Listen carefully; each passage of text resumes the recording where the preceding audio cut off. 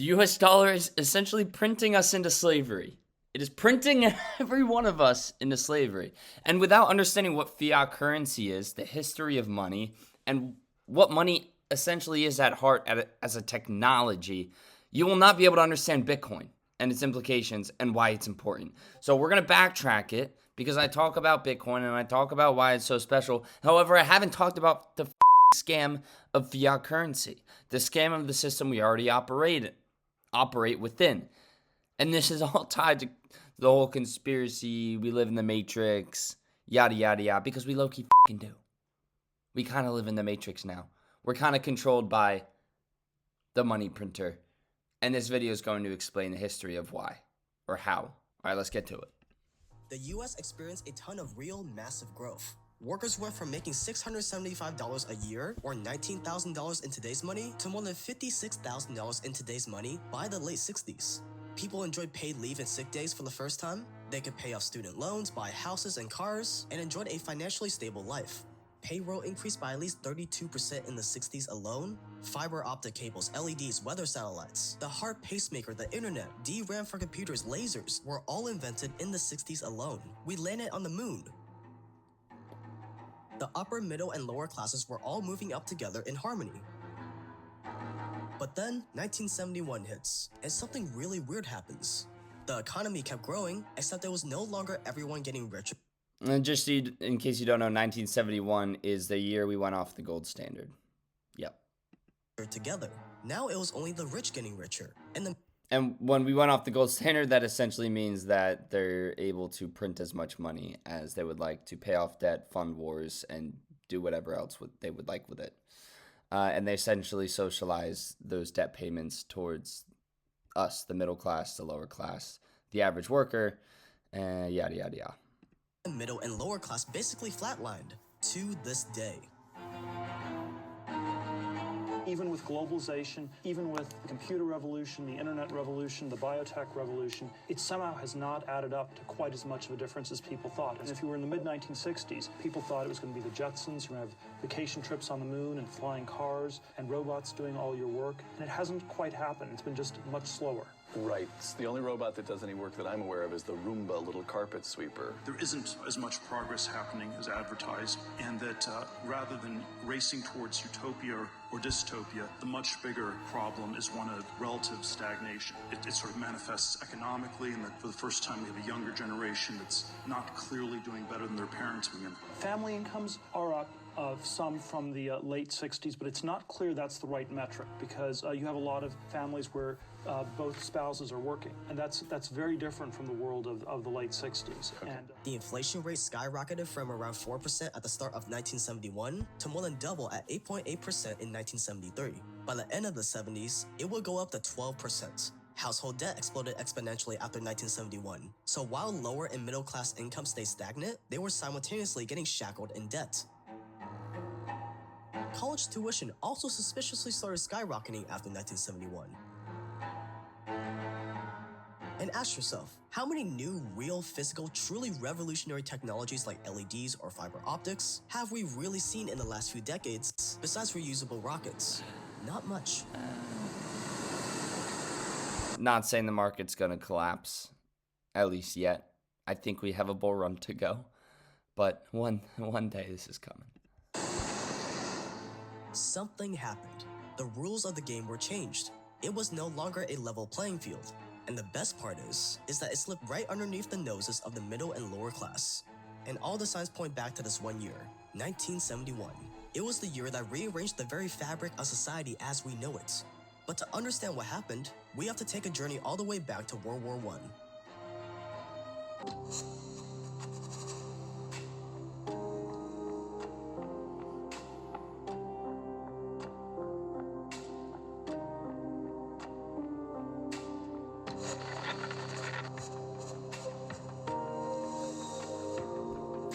We have gold because we cannot trust governments. President Herbert Hoover.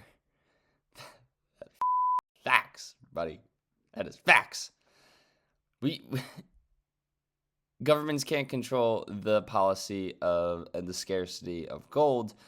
However, when they pegged it to the U.S. dollar, the dollar essentially became just as powerful as gold, because all the currencies were backed by the dollar, and then the dollar was backed by the scarcity of gold.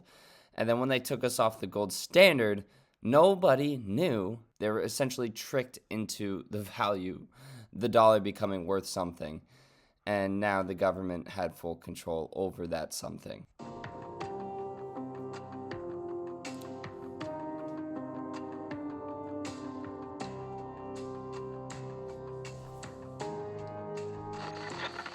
Before World War I hit, trade around the world was conducted on a very simple gold standard. Basically, whatever you wanted from another country, you would pay for in the required weight of gold. This meant that countries that had lots of stuff to export would have more gold than countries who didn't have a lot to export.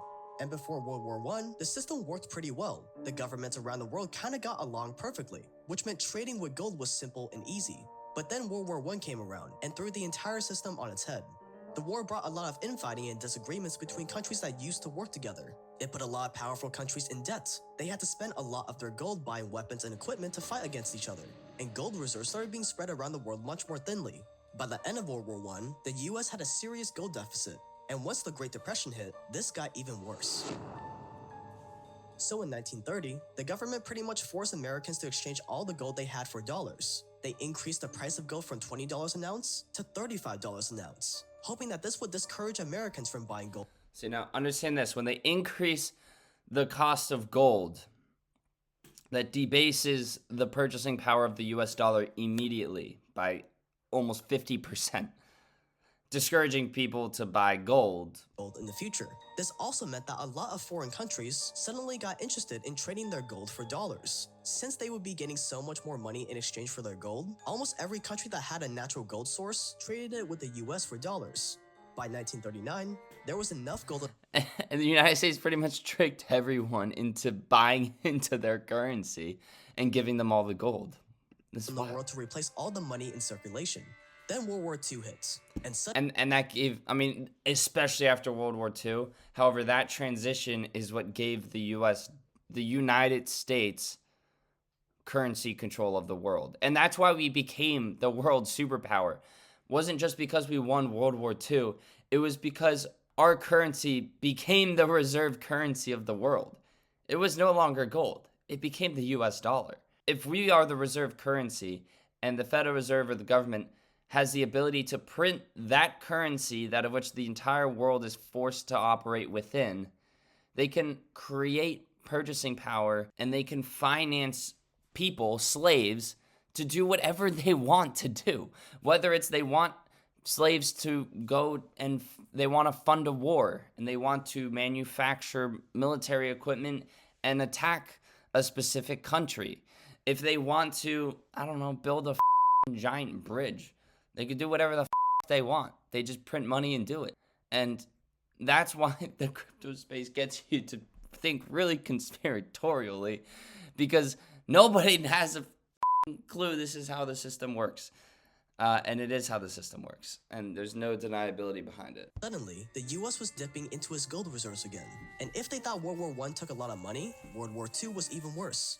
The two wars had wrecked the global financial system, and the simple gold standard and government taxes just wasn't enough to fund the crazy spending the US had to do. Something had to change. Enter the Bretton Woods system. At Bretton Woods, New Hampshire, delegates from 44 allied and associate countries arrived for the opening of the United Nations Monetary and Financial Conference. Invited by President Roosevelt to the first major world financial meeting since the London Conference of 1933, they will work in the seclusion of this White Mountains resort. At the end of the war, the 40 biggest and most important governments in the world all came together at the Bretton Woods Hotel in New Hampshire to try to find a new financial standard that would be less likely to cause a global bankruptcy. The US had more than 75% of the world's gold, and the dollar was one of the only currencies still linked to the gold standard by then. So the countries agreed they would value their national currencies relative to the dollar's value in gold. It was basically a very indirect version of the gold standard that pinned. So what happened was a lot of other countries became fiat currencies. They were no longer tied to the gold standard. The United States changed the amount that the US dollar was worth relative to gold. They essentially halved its purchasing power relative to the pegnation of gold. And that was just described earlier when they said it went from $20 an ounce to $35 an ounce. This immediately, just because of one policy they decided to pass, gold was now worth twice as much relative to dollars, and dollars were worth half as much relative to gold. And that means that everyone that had all of their savings in US dollars, their purchasing power was immediately halved, relatively speaking. Now, they don't see this. The average citizen doesn't see this. They see it over the stretch of a long period of time in their costs of living, meaning that goods and services go up in numerical costs when it comes down to buying eggs at the grocery store or having someone, fix the siding of your house. So people are blind to this cost, to this taxation, and they always have been. And the only reason why I'm aware of it is because Bitcoin, a solution, has been presented, and that's helped me identify this problem along with every other person that's within the Bitcoin realm. Now, why this is so important to what's going on today is because we essentially have this pyramid, this umbrella system, and I'm going to draw this out. So this is the system that we used to live in before 1971, where you had the value of gold, which was measured in ounces, and then that was the US dollar, and all the other currencies were pegged to gold directly. Now, other governments outside of the United States took themselves off the gold standard. They became fiat currencies. Now, with the Bretton Woods system, which is exactly what they're talking about now, is all of these other governments, they took their currencies and they pegged it to the value and the purchasing power of the US dollar. This gave the United States world dominance because now we were the currency that backed the value of every other currency that every other government had control over. And the value of the US dollar was backed by the scarcity of gold. Now, governments, and this is what Hooper was saying earlier, we have gold because we can't trust governments, because the incentive of printing money is too powerful, where every single time the government makes this mistake and they debase the US dollar relative to the value of gold. And we saw this example when they increased the cost of purchasing gold. Now, why can the United States government do this? The only reason why the government can do this is because they custody all of the gold. They now own 75, well, at that period of time, they own 75% of the gold supply. The people didn't own gold. They held US dollar. The government owned all of the gold. So if they own all of the gold and they give the people a paper currency and they tell those people this currency is worth this much gold, they can essentially manipulate the value of that currency however they'd like. And that is exactly what happened over the last 50 years when we went off of the gold standard and we ended the Bretton Woods system. Am I making any sense? I hope this makes sense. Because we live in a complete scam. The US dollar, the fiat currencies, we live in a system of controlled labor, of controlled work, of forced work through money. And Bitcoin is the solution. The value of the dollar at $35 per ounce of gold. All the other countries of the world would adjust the value of their currency according to that. And for a while, it worked. The US stockpiled its new gold from countries who wanted to trade in gold for dollars, and the Bretton Woods system became the new way to have a stable currency after a chaotic war. But all things must come to an end, and that end came in the year 1971.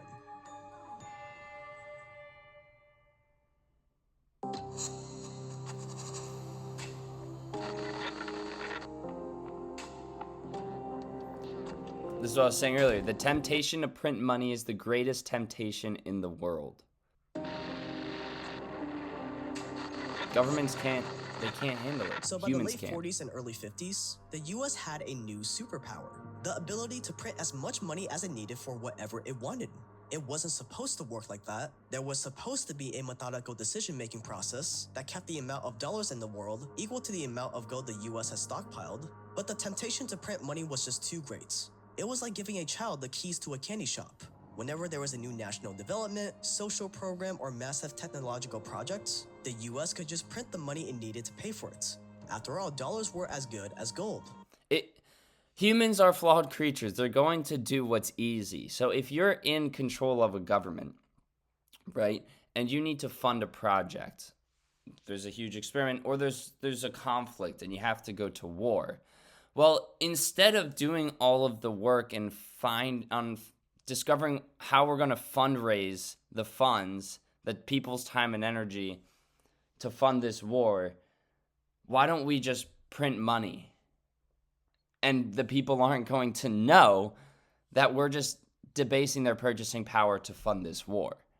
And that is what governments essentially have done, is they have socializing meaning spreading it across everyone that owns US dollar, and they will fund something by printing money, debasing people's value, but giving them the ability to fund a war without having the consequences of actually having to find the means to pay for it. With all this extra money, the economy obviously boomed, but it wasn't sustainable. By 1955, America went to war in Vietnam, and suddenly, it needed a lot more money than it had in gold. The Vietnam War carried on for 20 years and cost $168 billion, or around $1 trillion in today's money. To fund it, the government had to print money like crazy, and near the end, this reckless creation of new dollars finally caught up with it. You see, other countries started noticing that the US was printing way more money than it could possibly have in gold. So they got worried. What if the president suddenly announced that instead of $35 for an ounce of gold, it would be now $45 or $50? It would be the perfect way for the US to stay afloat, but it would mean countries like the UK and France would have to pay way more money to get their gold back. So the UK and France decided to quit while they were still ahead, and France sent a warship to New York to pick up their gold. It was 1970. See, now that other countries were involved within this pyramid system, the first time they changed the cost of an ounce from $20, holy shit, I can't do this, to $35. And that essentially made it more expensive for people that owned US dollar to buy gold. Then they began the Bretton Woods system. So then when they wanted to increase the cost of purchasing gold in US dollars to, let's say, 50, well, now all of these other countries are like, what the f***? The gold we just gave you is going to cost us almost twice as much to buy it than it was worth when we gave it to you. So now they're sending out warships to claim their gold back. And President Nixon was having none of it. So in one fell swoop, he declared a suspension of anyone's ability to convert dollars into gold. In 1971, what the United States essentially did is they said, you know what? Gold. You can no longer reclaim the gold that we custody. Remember, they custody almost all the gold. And they essentially stole the gold of all of the other nation states, of the United States population. They custody all of the gold. And then they say, you know what? The US dollar is now the world reserve currency. And they do this and they protect this power through our military and our ability to destroy and kill. And that is the system we operate within. It's beautiful. It's wonderful. It is so logical. I have directed the Secretary of the Treasury to take the action necessary to defend the dollar against the speculators. I have directed Secretary Connally to suspend temporarily the convertibility of the dollar into gold or other reserve assets, except in amounts and conditions determined to be in the interest of monetary stability and in the best interest of the United States. Of course, it's the best interest of the United States. Short statement would become one of the most pivotal moments in history that hardly anyone knows the importance of. For the first time in modern history, the world's money was no longer tied to anything. For the first time, if you want to take people's wealth, if you want them to work for you as your indentured slaves, no longer did you have to do it at the point of a gun or through taxes, both of which breeds resentment. Now all you had to do was print more money. The more money you printed, the more of their wealth you stole from them, without them ever even noticing it before it's too late. because the dollar amount in their bank account stays the same, but the value of those dollars goes down. What started in 1971 was the greatest con and wealth redistribution scheme humanity has ever seen. And with it, the Bretton Woods system officially came to an end.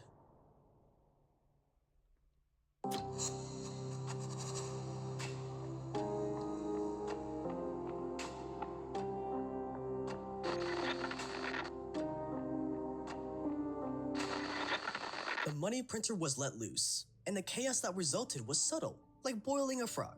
Immediately, the dollar's value dropped at least 50%. All that new money pushed up the prices of assets like real estate and stocks, which the rich own and the poor don't, furthering the divide. What used to take 30 hours of work to buy 1 unit of a publicly traded stock in 1860 would take at least 126 hours of work today. 1971 was also the year that the 30-year mortgage standard was introduced, which meant that where you could have bought a house for just 3 years' salary in 1950, you're in debt for the next 30 years today. Instant money, M-O-N-E-Y, in the form of a convenient personal loan. See, that's the interesting thing, because I work in real estate. I'm a real estate agent. And, you know, all of people's, the only way to become a millionaire, the only way to really build wealth has been through real estate. But it's interesting because we created this debt product over a 30-year time frame that allows you to increase your purchasing power, your ability to purchase a larger asset by extending your debt period. So say they created a 40-year mortgage term. Well, now that increases everyone's purchasing power by another $100,000 relative to their debt to income ratio. So their debt to income ratio, meaning how much money, their ability to qualify relative to their monthly payment. It's just interesting. Like, we're living in a debt-funded society. And when those debt obligations fail, well, or when the US dollar fails, I mean, the system is going to break. And now that we have a solution, we have somewhere to go, people are going to start fucking fighting over Bitcoin. I mean, this thing's, I don't know if it's going to be war or some shit, but something's going down. So household debt explodes exponentially, college tuition explodes exponentially, the number of lawyers quadrupled. And what did all that debt and divide mean for middle and low income families? Over half of Americans live paycheck to paycheck, even when they make more than $100,000 a year. Most Americans that can save have less than $5,000 in their savings accounts, and the income for the middle and lower classes has stayed nearly the same since 1971, while the upper class continues to climb. The modern pleb is a debt slave, draped in Louis. And today, we might be witnessing the grand finale of the dollar. Almost a year ago, I made a video on how 40% of US dollars were printed in the year 2020, one of our most popular videos on the channel. Well, today, the Federal Reserve has updated those numbers, and I redid the math. It's no longer 40% of all US dollars were printed since 2020, not 50%, not even 70%. Nope, since January 2020, the US has printed nearly 80% of all US dollars in existence. 80%. M1. And this is what terrifies me. This is COVID. And who knows, we could talk conspiracies of how COVID started, if it was a controlled thing. The vaccines were created and were substantially profitable, and we had censorship of media. But this is what no one has talked about throughout COVID. Nobody has talked about this. And it is the biggest issue. It is the most problematic issue. Where during COVID, not only did they shut the economy down, however, they propped up the economy through money printing. And that's just destroyed everyone's wealth by 80%. And this isn't immediate. This is going to be shown over the next 10 years when you go to the grocery store, when you're paying off your mortgage, when you're trying to look at purchasing any good or service. You just notice that your labor in your job and your workforce can purchase you less things. And it's because of this. And this is going to happen again, because now that it's happened once, we're going to go into a collapse, and the only way for them to prop up the economy is they have two options.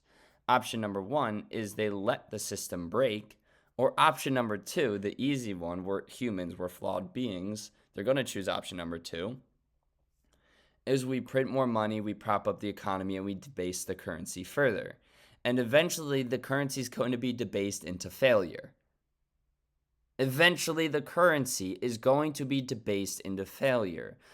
100% of fiat currencies fail. The average lifespan of a fiat currency is 55 years. The US dollar has been a fiat currency since 1971, when we went off the Bretton Woods system and we went off the gold standard. Since 1971, it is now 2024. That is, what is that? 70, 80, 90, 100. That is 54 years. We're essentially 1 year away from the average lifespan of a fiat currency. And at the same time, we happen to have a solution, an alternative, and that happens to be Bitcoin. I literally had to do a double take when I saw this. And I wouldn't even say an alternative. However, a new world reserve asset that the government cannot control because they don't custody all of it. See, that's the primary issue, is that the United States government custodies all the gold. So if they custody all the gold, they can pretty much peg the US dollar relative to gold at whatever price they would like. But they can't do that with Bitcoin. Unless they custody all of the Bitcoin, they're going to have to fight for that. And that's going to be hard to do. Number, because what? Because if one government tries to do it, everyone's going to flee that country to another government that will allow them to self-custody. But yes, at the start of 2020, there was $4 trillion in circulation. And in October 2021, there's over $20 trillion in circulation. That means, ladies and gentlemen, that the government has so far robbed 80% of your wealth in the span of under 2 years. And although you may only feel this theft in higher gas prices and such so far, it's probably gonna get a lot worse. So not only is your income taxed, not only do you pay taxes when you drive, I live in New Jersey, not only do we have tolls, not only do you pay transfer taxes, not even do you pay taxes when you die, you pay taxes when you buy goods and services. You pay taxes on everything, and then on top of that, the government stealth taxes you through money printing. And over the last 2 years, this was essentially an 80% tax. And you're unaware of it, on top of all the taxes you already pay. I'm hoping you see a little bit of something here, because this is a problem. This is essentially, your labor is owned and controlled by the people that control the printing of money. So if you want to get out of that system, start studying fiat currency, start learning about Bitcoin, start understanding the flaws of this world, and there is a solution now, and there's hope, and there's Bitcoin. There's Bitcoin, baby. It's the only thing I really give a about when it comes down to this next presidential election at this point. I only care about Bitcoin. All right, that's the end of the video. Later. Ooh.